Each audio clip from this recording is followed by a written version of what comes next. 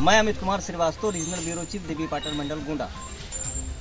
गोंडा जनपद विकासखंड नवाबगंज स्थित कटरा कुटी शक्तिपीठ पर आज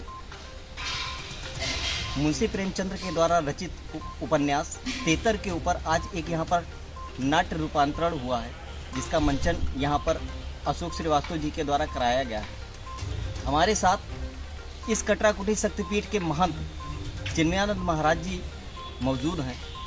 आज हम ये जानना चाहते हैं इनसे कि जो यहाँ पर नाट्य रूपांतरण हुआ है, जो तेतर मुंशी प्रेमचंद्र के द्वारा रचित उपन्यास है, जो उसका कलाकारों ने जो यहाँ पर एक बहुत ही उत्कृष्ट प्रस्तुति दी है, उसके बारे में आज हम महंत जी से जानना चाहते हैं कि ये जो तेतर शब्द मुंशी प्रेमचंद्र जी ने रखा है, इसका क्या शाब्दिक अर्थ है और ये जो नाट्य का मंचन हुआ है, इससे समाज को क्या संदेश जाता है। आइए एक वार्तालाप करते हैं। सबसे पहले तो हमारे चैनल पर महंत जी आपका बहुत बहुत स्वागत है। धन्यवाद। ये मुंशी प्रेमचंद्र ने जो उपन्यास लिखा, आज से बहुत पहले इन्होंने ये उपन्यास लिखा था, जो आज नाट्य रूपांतरण का मंचन हुआ है, वो जो हमारे यहाँ अंधविश्वास और सारी चीज़ें चल रही हैं, वो उनके दिमाग में पहले था और आज वो सारी चीज़ें व्यतीत भी हो रही हैं।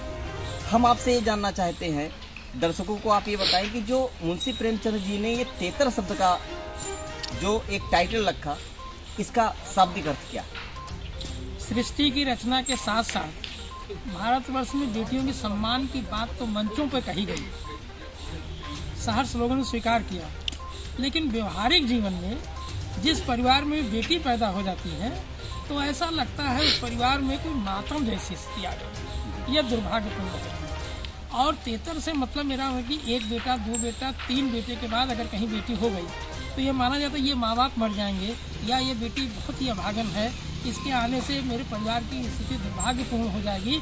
इस तरह से अभिशाप मान के वो बेटियों की हत्या कर देते थे, कहीं छोड़ देते थे, कुछ भी कर सकते थे, लेकिन उसको रखना स्वीकार नहीं कर सकते थे। इस चीज़ से प्रेमचंद जी बहुत आहत थे और मजबूरन उन्होंने इस चीज़ को लिखा और उदाहरण दिया कि बेटियां बहुत भाग्यशाली होती हैं। पहले बेटी के बाद बेटी हो जाए तो भाग्यशाली, दूसरे बेटे के बाद अगर बेटी हो जाए तो परम सौभाग्यशाली, अगर तीसरे बेटे के बाद कहीं बेटी हो जाए तब तो अहोभाग्य होता था उस परिवार का। वो उस परिवार के लोग राज सुख का आनंद पाते थे, यह देखे और बेटियों की किसी तरह से रक्षा हो, इस तरह का एक भाव मन में का था।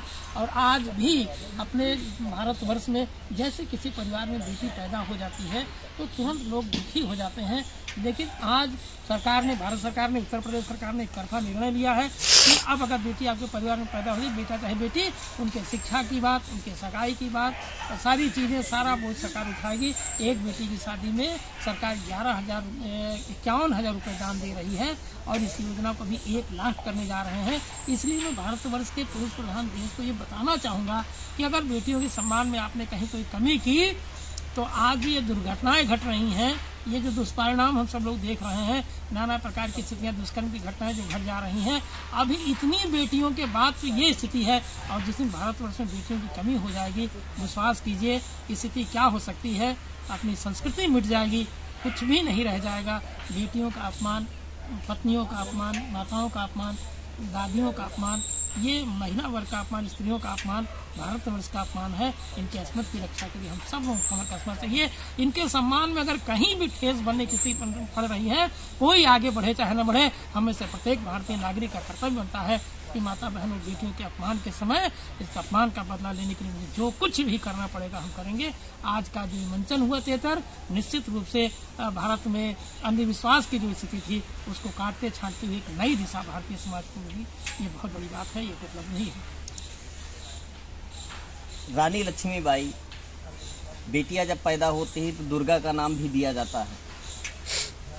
मंचन हुआ, कलाकारों ने शानदार प्रस्तुति दी, आपने भी अपने शब्दों में उपन्यास का अर्थ क्या था वो आपने बताया।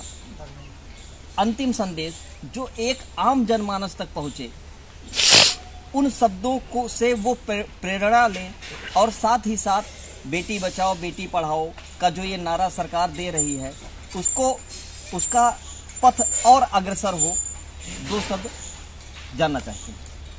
मैं आज भारतीय समाज कि तमाम उन विद्वान जनों से निवेदन करना चाहूँगा, तमाम कथावाचकों से निवेदन करना चाहूँगा कि बेटियों की रक्षा के लिए आपको बहुत स्पष्ट रूप से मंचों पर बोलने की आवश्यकता है। आज बेटियाँ इतना सब कुछ होने के बावजूद भी तमाम प्रयास सरकार कर रही है, बावजूद इसके भी ये घटनाएं घटती जा रही हैं। और पहले ये हुआ करता था, आज के 50 साल पहले, 20 साल पहले, 30 साल पहले तक कोई संत, कोई कथावाचक जब किसी गांव में, किसी शहर में जब कथा कहने के लिए जाता था, 7 दिन 9 दिन की कथा के बाद उस गांव के 4-5 लोग, 10 लोग सहज वैराग्य लेके अपने घर से निकल के कहीं खेत खलिहान में, बगीचे में झोपड़ी बना के रहने का काम करते थे।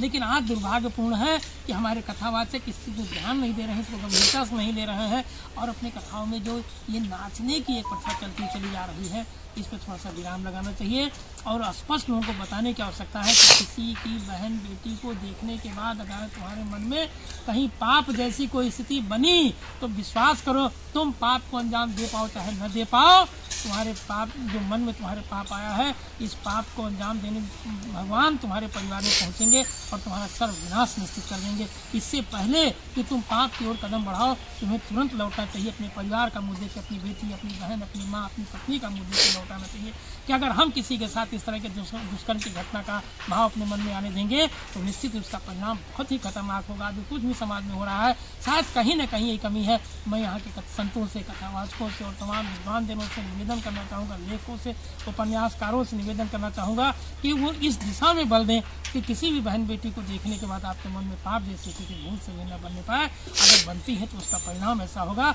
एकमात्र शूर्पणखा की छोटी सी गलती ने रावण जैसे महापुरुष, रावण जैसे बलशाली, रावण जैसे धनवान, इस पृथ्वी को हिला कर रख देने की क्षमता रखने वाले रावण का सर्वविनाश कर दिया। सिर्फ इतना कहा था शूर्पणखा ने कि हे राम, तुम्हारे जैसा पुरुष और मेरी जैसी नारी दूसरी नहीं होगी। एकमात्र द्रौपदी की थोड़ी सी गलती से विश्वास कीजिए महाभारत जैसी स्थिति हो गई कि कुरुक्षेत्र के मैदान में कितनी लाशें गिर गईं, कहा नहीं जा सकता, गिनती नहीं की जा सकती है।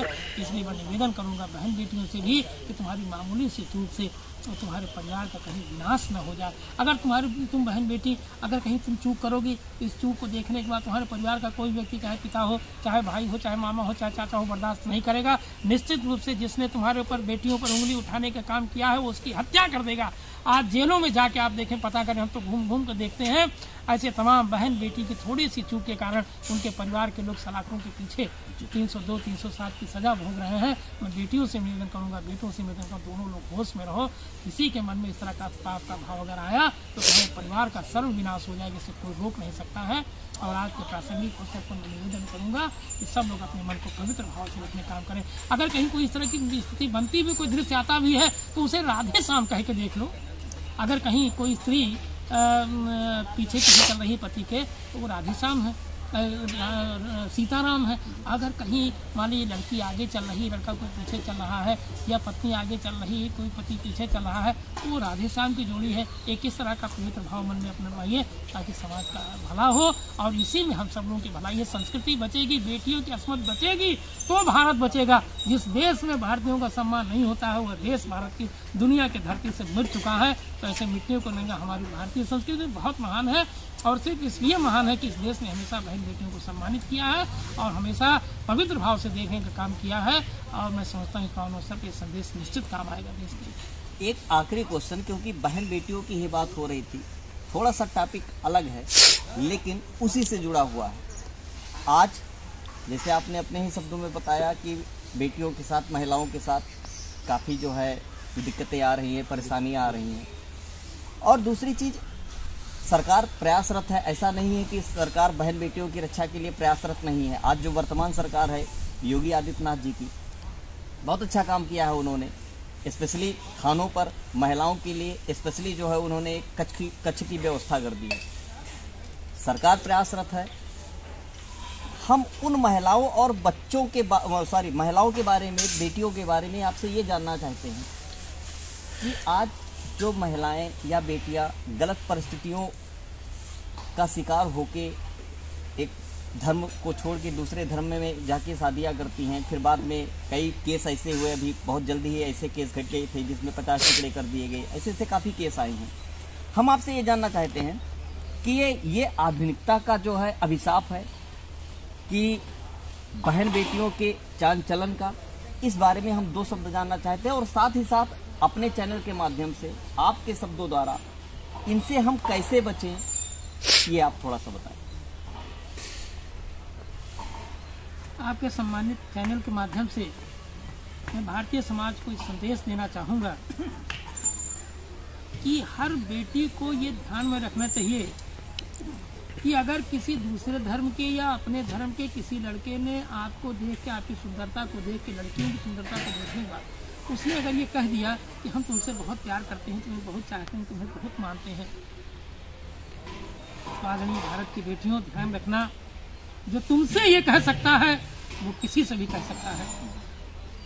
और मैं ऐसे तमाम नौजवानों से कहना चाहूँगा, लड़कों से कहना चाहूँगा, वयस्कों से कहना चाहूँगा, मंचलों से कहना चाहूँगा कि जो लड़की अपने घर में 20 साल, 21 साल, 22 साल, 23 साल तक रही और जिन माता पिता ने परवरिश किया, ढंग से पढ़ाया लिखाया, शादी की बात सोच रहे हैं, शादी करने जा रहे हैं, तो 21 साल, 20 साल, 22 साल, 23 साल तक अपने माँ बाप के साथ रहने के बावजूद भी वो अपने माँ बाप की आंख में धूल झोंकने में देरी नहीं कर रही है, तो चंद दिनों की मुलाकात वह बहन, वह बेटी तुम्हारे साथ क्या करेगी तुम कल्पना नहीं कर सकते हो। इसलिए मेरे भाइयों, अपने माँ बाप के और भारतीय सिद्धांत के अनुसार, भारतीय संस्कृति के अनुसार तुम अपने को अपने माँ बाप के हवाले करो और माँ बाप जैसा चाहते हैं वो निर्णय, देश भी ठीक ठाक रहेगा, संस्कृति भी बचेगी और तुम्हारा भी लोक परलोक दोनों बनेगा।